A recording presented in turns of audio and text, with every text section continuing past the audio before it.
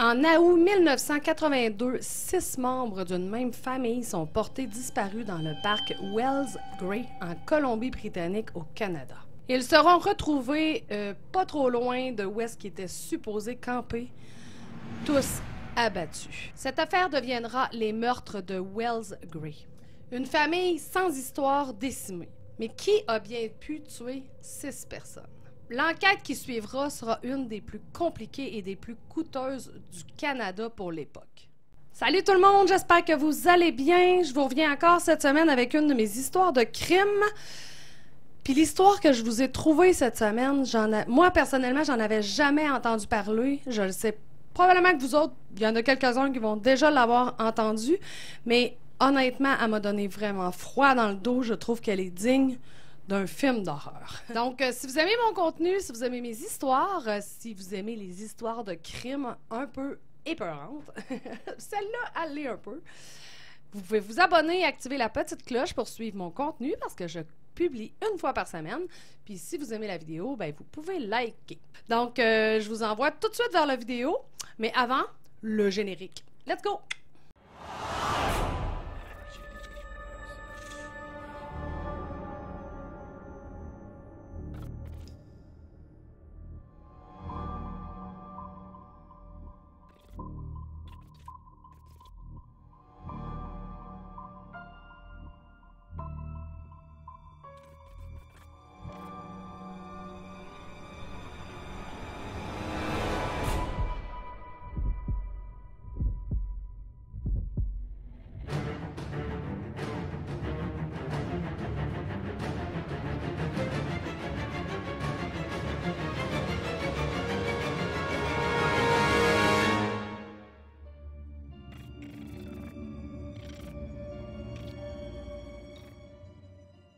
L'histoire d'aujourd'hui prend place au Canada, plus précisément à Colombie-Britannique, au parc Wells Gray.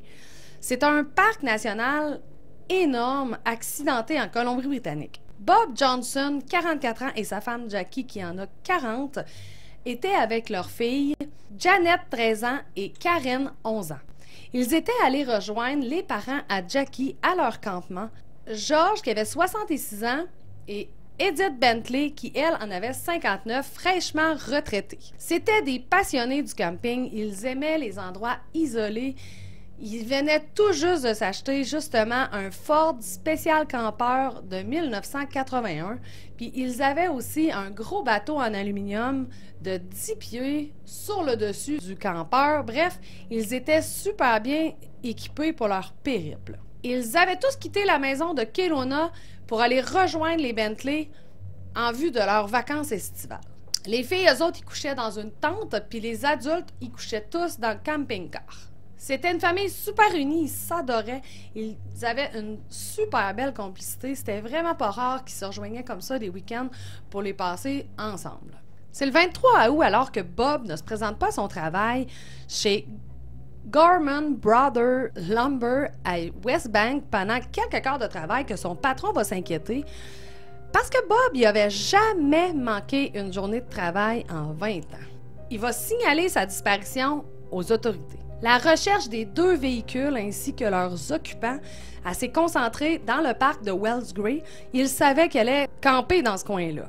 Mais malgré les recherches massives, ils n'ont jamais trouvé les traces des véhicules ni des personnes, mais il faut dire que le Wells Gray Park, c'est 5200 km² de parc. C'est au-dessus de 1,3 million d'acres. C'est énorme, c'est montagneux, il y a des falaises, il y a des rivières, il y a des chutes.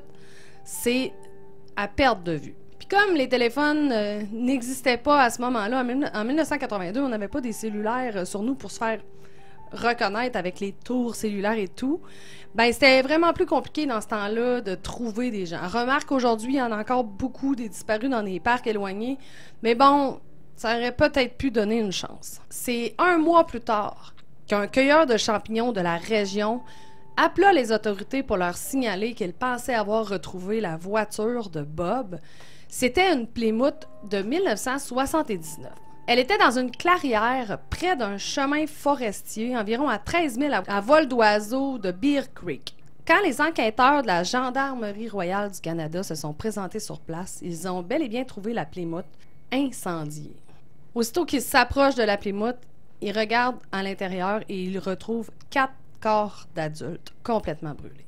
Aucune trace des 2 petites filles. Fait qu'ils continuent leur recherche, puis c'est en ouvrant la valise du véhicule qu'ils vont faire une horrible découverte, c'est-à-dire le corps tout autant calciné de 2 enfants, apparemment, quand les crânes étaient vraiment minuscules. Et sur les crânes, on voyait des blessures par balle. Puis après l'analyse médico-légale de ces dites balles, parce qu'il restait des fragments de plomb, ce fut déterminé que les personnes ont été tirées à l'aide d'une 22. Pour ce qui est de la scène de crime, parce que c'est pas à cet endroit-là qu'ils avaient été tués, c'est comme si qu'ils avaient été transportés à cet endroit-là.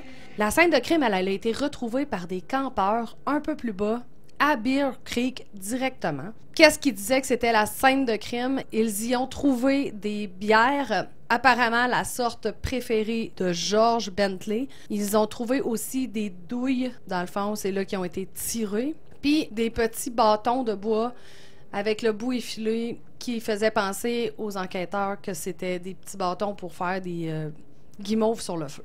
Mais là, il manquait toujours le camping-car, les équipements de camping, la tente, le bateau. Il n'y avait rien de ça. Donc, les enquêteurs continuaient leur recherche. Il y a eu des chiens pisteurs qui ont été déployés. Il y a eu des gens, des bénévoles. La GRC a envoyé vraiment énormément de gens sur le terrain pour fouiller, des hélicoptères. Ils n'ont jamais retrouvé le camping-car. C'est là que la chasse à l'homme va commencer avec la description du camping-car. C'est pas anodin, là. C'est un camping-car avec un bateau sur le top, puis il est vert. Donc, il y a eu énormément de signalements faits à la police de témoins ayant vu le camping-car, dont une serveuse d'un petit restaurant en Saskatchewan. Elle a dit aux policiers, j'ai vu 2 hommes, elle a même décrit les hommes, puis elle a dit, c'est des Canadiens français, ils sont débraillés un peu tout croche, mais c'est sûr qu'ils parlent pas anglais couramment, c'est sûr qu'ils c'est des, dans le fond, des Québécois. C'était la première piste sérieuse que les enquêteurs ont eue, puis après ça, il s'est multiplié d'autres pistes qui donnaient l'impression aux enquêteurs que le camping-car s'en allait directement dans l'est du pays, vers Québec. Comme on parle de 1982, les moyens de communication étaient vraiment pas pareils comme aujourd'hui, avec Facebook, les médias sociaux, les nouvelles un peu partout. Bref, les enquêteurs de la GRC ont dû trouver un moyen pour que le Canada soit à l'affût au complet et à la recherche de ce camping-car. Qu'est-ce qu'ils ont fait? C'est qu'ils sont allés acheter le même type de camping-car, la même couleur. Ils ont mis le même bateau attaché sur le dessus du camion. Puis sur le côté du camion, ils ont mis des grosses pancartes écrites « Si vous voyez ce type de véhicule, veuillez appeler la GRC ». Pendant ce temps-là, les agents de la GRC se promenaient de ville en ville pour faire des conférences de presse et pour parler de l'événement et qu'est-ce qui était arrivé. Au total, il y a eu 1300 personnes qui ont appelé la GRC avec des informations de toutes parts. Mais malgré tous ces efforts soutenus, le véhicule et les suspects demeuraient introuvables. C'est le 18 octobre 1983, près de 14 mois après l'événement, que le camping-car va être retrouvé. Puis vous devinerez jamais où les 2 bras m'ont tombé à terre. C'est 2 gardes forestiers dans la région ou le Wells Gray Park qui ont retrouvé le camping-car dans le Wells Gray Park. Le camping-car n'avait jamais sorti du parc national. Le véhicule va être retrouvé sur Trophy Mountain. C'est environ à 20 km de où est-ce que la Plymouth a été trouvée, puis environ 30 km de la scène de crime. Elle était à flanc de montagne. Mais comme je vous dis, l'étendue de la région est tellement énorme que c'était presque impossible à retrouver. Par contre, l'endroit où le camping-car a été retrouvé donnant un indice aux enquêteurs de la GRC, c'était impossible que ce soit des touristes. Il fallait que ce soit quelqu'un de la région parce que là où est-ce qu'il était, c'était comme une place juste connue par les locaux. À ce point de l'enquête, près de 14 mois après les meurtres, les enquêteurs avaient reçu plus de 13 000 informations du public. Mais il y a un appel qui a retenu l'attention des policiers. C'est un habitant de la région qui a appelé pour donner le nom de David Shearing. David Shearing avait apparemment été impliqué dans un accident 1 an plus tôt avec délit de fuite qui avait tué un adolescent. Mort qui était d'ailleurs toujours irrésolue. David Shearing avait aussi un dossier criminel pour voie de fait, pour conduite en état d'ébriété, pour possession de drogue. Il y avait un bon dossier assez fourni. Puis Shearing avait habité la région toute sa vie, donc il connaissait quand même la région comme le fond de sa poche. Malgré le fait que David Shearing venait d'une famille très respectable de la région, son père était gardien de prison, son frère était shérif pour une petite ville dans ce coin-là. Sa mère, c'était une personne aimante. David aussi, il avait fini ses études secondaires. Il avait fait aussi des études professionnelles comme mécanicien de machinerie lourde. Malgré ça, les enquêteurs étaient sûrs qu'ils tenaient leur homme. Ils le localisent alors à Tumbler Ridge, un petit peu au nord de Kamloops. Ils l'arrêtent, ils le mettent en garde à vue. Il fouille la maison et il trouve évidemment des armes accrochées au mur, dont un calibre 22. C'est le sergent Mike Eastman et l'agent Ken Liebel qui est sur l'enquête depuis le début qui vont interroger Shearing. Ce sera pas trop long que Shearing va craquer. D'ailleurs, il va tout de suite confesser d'avoir frappé l'adolescent puis de s'être sauvé du lieu du crime. Il va donner comme raison qu'il avait peur de faire de la peine à sa mère. Il va raconter ensuite qu'il a vu la famille en se promenant dans la forêt. Il a vu la famille arrêtée à leur campement. Il les a observés un peu. Il a décidé de les tuer par balle. Puis sa raison à lui, c'était... ça, il tentait de voler leur stock de camping. Il va prendre le bateau, un coffre d'outils, quelques petites babioles d'équipement de camping. Il va raconter qu'il met tous les corps dans la voiture Plymouth, qu'il transporte la Plymouth à l'endroit où est-ce qu'elle a été trouvée à 13 000 environ de Bear Creek. Il va jeter 5 gallons d'essence et puis les faire cramer. Ça avait tellement brûlé que les 2 jeunes filles ont pu prendre place dans le même cercueil, qui était grandeur enfant. Il a ensuite nettoyé le lieu où est-ce qu'il était campé pour que rien n'y paraisse, puis il est parti avec le camping-car à sa maison. C'est quand il a vu les nouvelles à la télévision puis la recherche du camping-car qu'il a décidé d'aller s'en débarrasser à Tumbler Ridge. David Shearing sera déclaré coupable de 6 chefs d'accusation de meurtre. Il va être condamné à 25 ans de prison.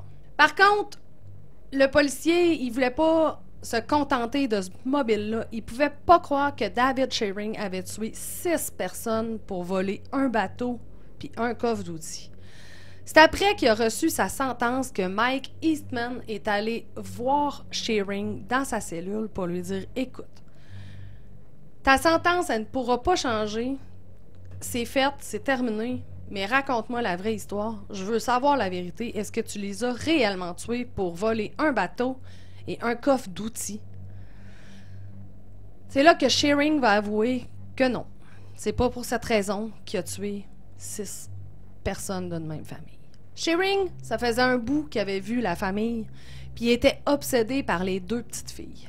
Il les trouvait tellement belles. Il avait des idées dégueulasses en arrière de la tête d'avoir des relations sexuelles avec ces 2 petites filles-là. Qu'est-ce qu'il a fait? C'est qu'il s'est tapis dans le bois, puis il les a observées quelques jours à leur insu. C'est le matin du 10 août au crépuscule que Shearing décidera de passer à l'action. Il va se faufiler dans l'ombre, puis il va tuer les 4 adultes avec sa 22. Il va enlever les 2 petites filles, les emmener dans le camping-car avec lui, chez lui à sa maison. Il va les garder 1 semaine pour les violer, tour à tour, plusieurs fois. C'est le 16 août, lassé de son jeu, j'imagine, qu'il va tirer une balle derrière la tête de Karen. Puis le lendemain, ça a été au tour de Janet. Il a ramené les corps à la voiture, puis c'est là qu'il a transporté la voiture, puis qu'il a brûlé tout le monde. En septembre 2008, David Shearing avait droit à sa libération conditionnelle. Fait qu'il a fait une demande qui, heureusement, a été refusée. En 2012, il va encore essayer d'avoir sa libération conditionnelle, qui, elle aussi, sera refusée. Il va se réessayer en 2014, mais il va annuler sa demande à la dernière minute. Puis depuis 2008, dans le fond, il a le droit de demander sa libération aux 2 ans.